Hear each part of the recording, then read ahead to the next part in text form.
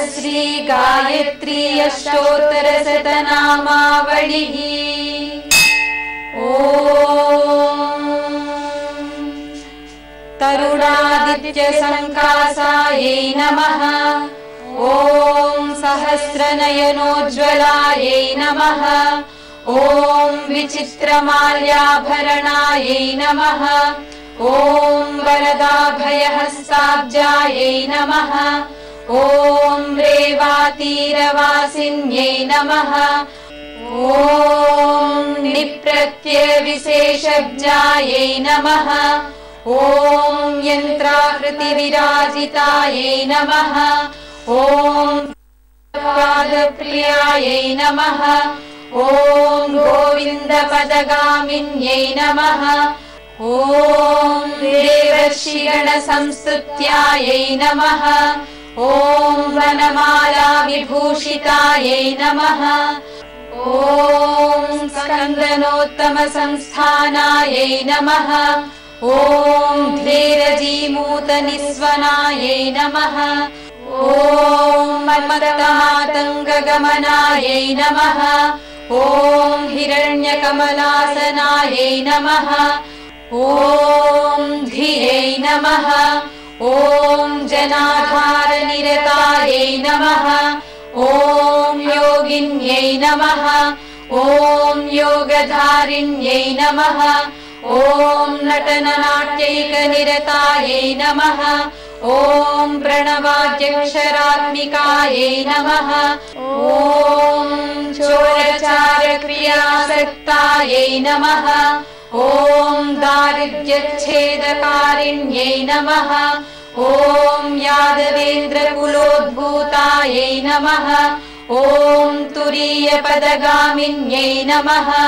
ओम गायत्र्यै नमः। ओम गोमत्यै नमः। ओम गंगायै नमः। ओम गौतम्यै नमः। ओम गरुडासनायै नमः।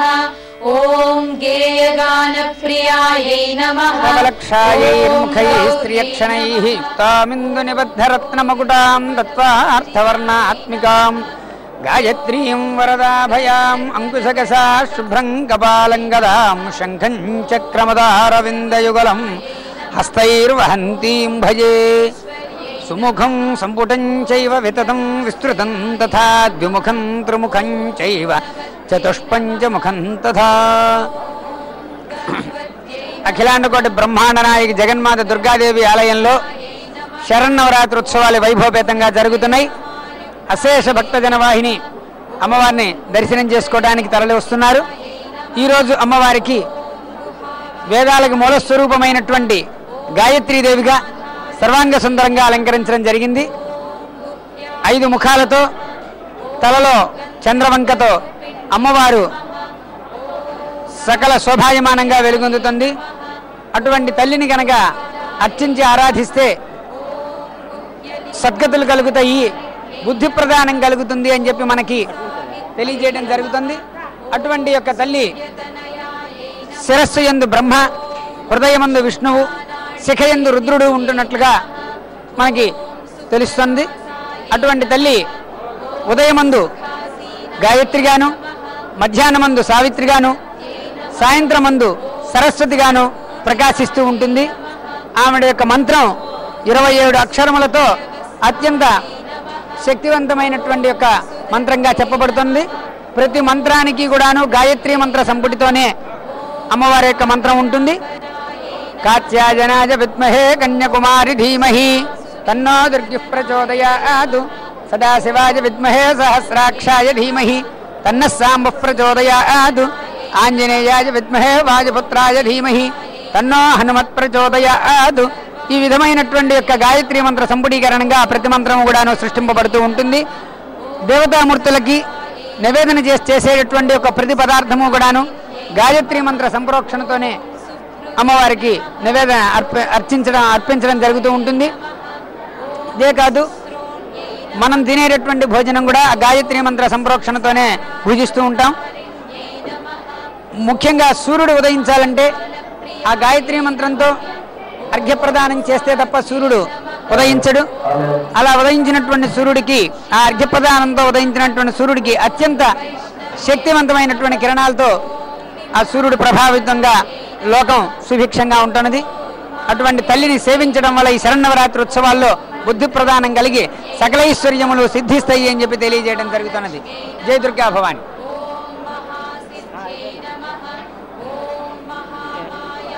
ఈ ఇంద్రకీలాద్రి అత్యంత పవిత్రమైనటువంటి క్షేత్రం. ఈ క్షేత్రంలో శరన్నవరాత్రి ఉత్సవాలకి అత్యంత ప్రాధాన్యత ఉంది. ప్రతిరోజు కూడాను ఈ శరన్నవరాత్రి ఉత్సవాల్లో రోజుకొక శక్తిమూర్తిగా అమ్మవారిని అలంకరించడం జరుగుతున్నది. ఇవాళ గాయత్రి చేశారు. రేపటి రోజున అమ్మవారికి సకల చరాచర జీవరాశికి ఆధారభూతమైనటువంటి ఒక అన్నపూర్ణాదేవిగా అమ్మవారిని సర్వాంగ సుందరంగా అలంకరించడం జరుగుతుంది. ఆ తర్వాత మూలా నక్షత్రం. మూలా నక్షత్రం రోజున అమ్మవారికి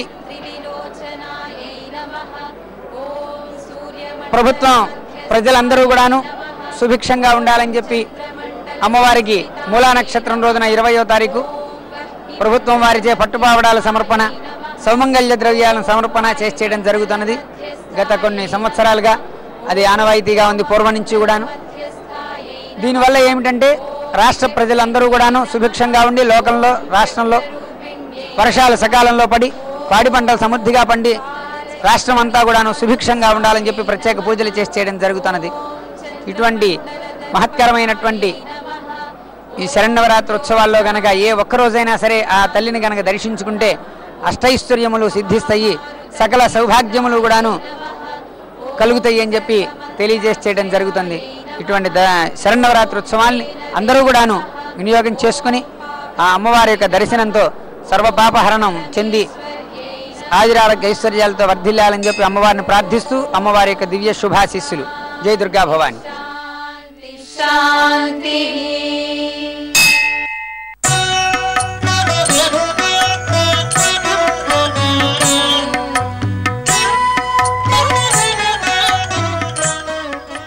ఓం భూర్భువః స్వః తత్సవితుర్వరేణ్యం భర్గో దేవస్య ధీమహి ధియో యో నః ప్రచోదయాత్. ఓం భూర్భువః స్వః తత్సవితుర్వరేణ్యం భర్గో దేవస్య ధీమహి ధియో యో నః ప్రచోదయాత్. ఓం భూర్భువః స్వః తత్సవితుర్వరేణ్యం భర్గో దేవస్య ధీమహి ధియో యో నః ప్రచోదయాత్. ఓం భూర్భువః స్వః తత్సవితుర్వరేణ్యం భర్గో దేవస్య ధీమహి ధియో యో నః ప్రచోదయాత్. ఓం భూర్భువః స్వః తత్సవితుర్వరేణ్యం భర్గో దేవస్య ధీమహి ధియో యో నః ప్రచోదయాత్. ఓం భూర్భువః స్వః తత్సవితుర్వరేణ్యం భర్గో దేవస్య ధీమహి ధియో యో నః ప్రచోదయాత్. ఓం భూర్భువః స్వః తత్సవితుర్వరేణ్యం భర్గో దేవస్య ధీమహి ధియో యో నః ప్రచోదయాత్. ఓం భూర్భువః స్వః తత్సవితుర్వరేణ్యం భర్గో దేవస్య ధీమహి ధియో యో నః ప్రచోదయాత్. ఓం భూర్భువః స్వః తత్సవితుర్వరేణ్యం భర్గో దేవస్య ధీమహి ధియో యో నః ప్రచోదయాత్.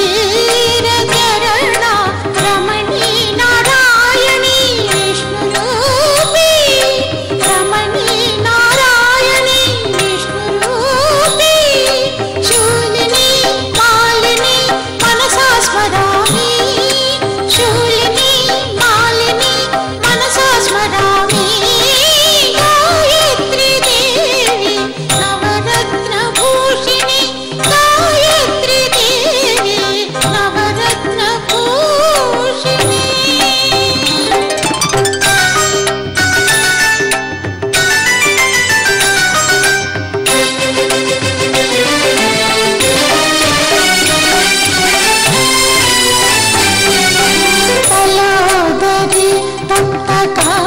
काञ्चनभूषिणी विराट रूपी विजयोस्तु देवदेवी तलोदरी तप्त काञ्चनभूषिणी विराट रूपी विजयोस्तु देवदेवी शूलाङ्कुशशङ्खचक्रहस्ते नमस्ते नमस्ते जगदेकमातः नमस्ते नमस्ते जगदेकमातः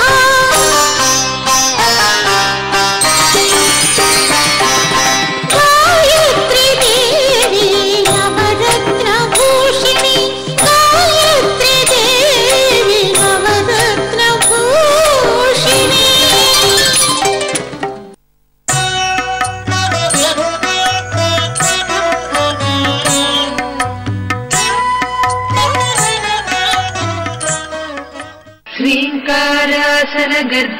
ह्रीङ्कारासनगर्भितानलशिखाम् सौक्लीं कलां बिभ्रती सौवर्णाम्बरधारिणीं वरसुधा दौतां त्रिनेत्रोज्ज्वलां वन्दे पुस्तकपाशमङ्कुशधरां स्रग्भूषितामुज्ज्वलाम् त्वां गौरीं त्रिपुरां परात्परकलां श्रीचक्रसञ्चारिणी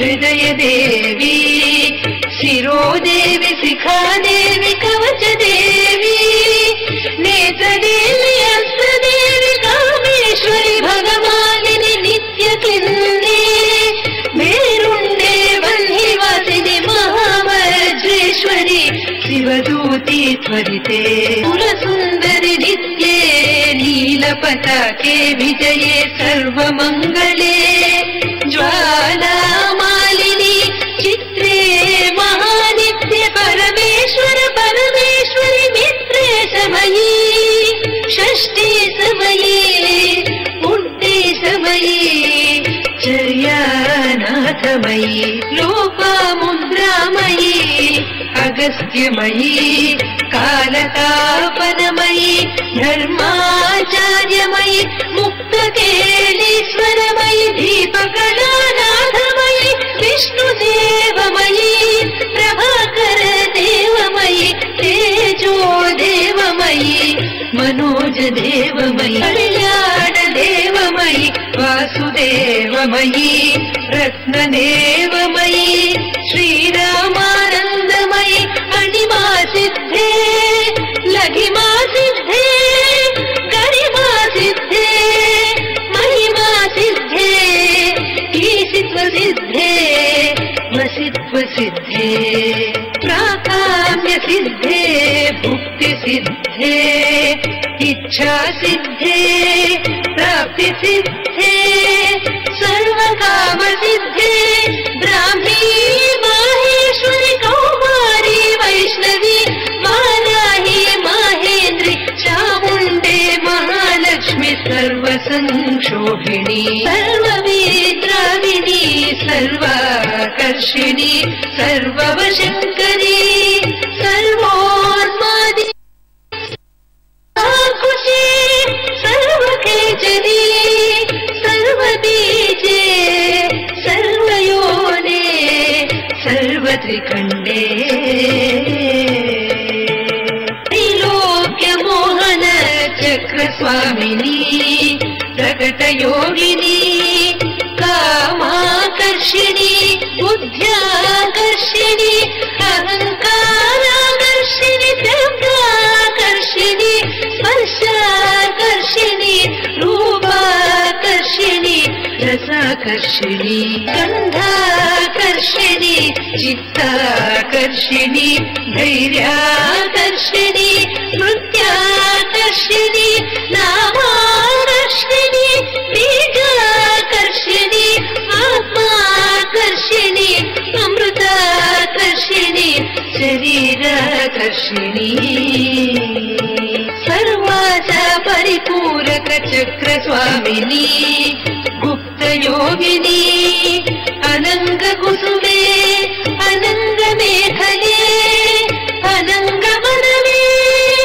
अनङ्गमदनातुरे अनङ्गरेखे अनङ्गवेगिनी अनङ्गाङ्कुशे अनङ्गमालिनी सर्वसंशोभन चक्रस्वामिनी गुप्ततरयोगिनी सर्वसंक्षोभिणी सर्वविद्राविणी सर्वाकर्षिणी सर्वाहारिणी सर्वसम्मोहिनी सर्वस्तम्भिनी सर्वजृम्भिनी सर्ववशङ्करी सर्वरञ्जनी सर्वोन्मादिनी सर्वाधसाधिके सर्वसम्पत्पूरिणी सर्वमन्त्रमयी सर्वद्वन्द्वक्षयङ्करी सर्वसौभाग्यदायक चक्रस्वामिनी सम्प्रदाययोगिनी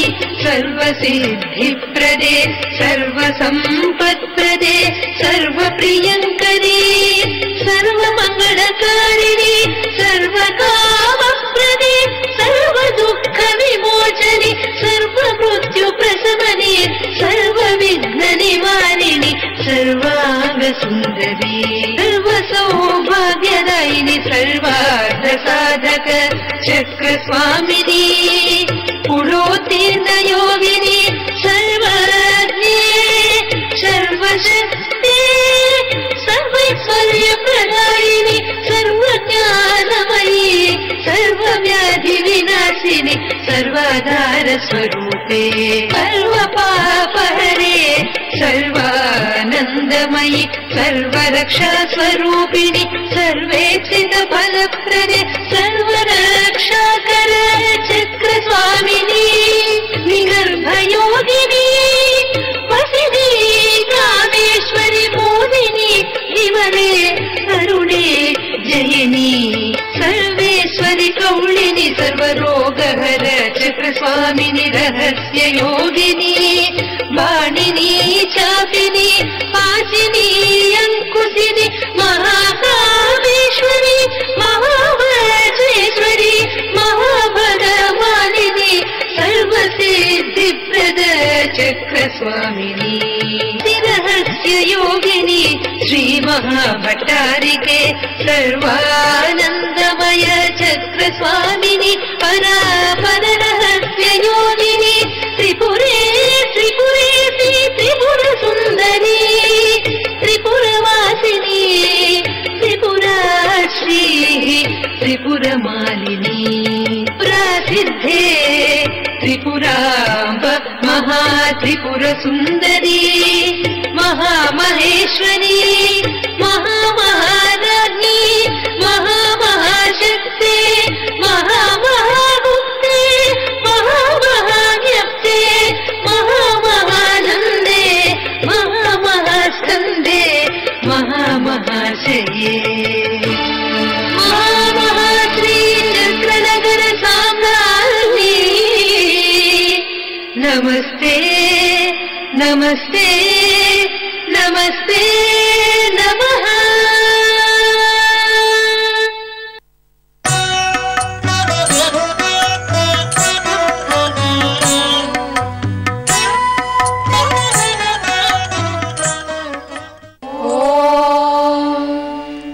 अथ श्री गायत्री अष्टोत्तरशतनामावलिः।